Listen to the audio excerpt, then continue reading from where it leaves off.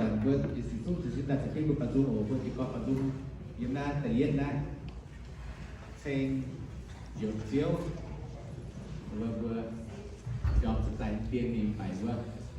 vừa học sửa luật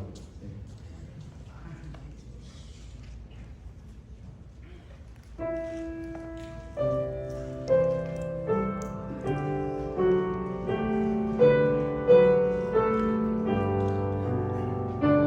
cho kênh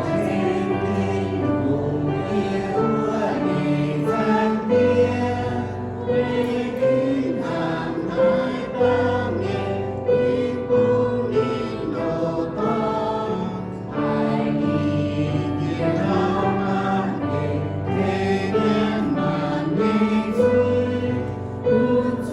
để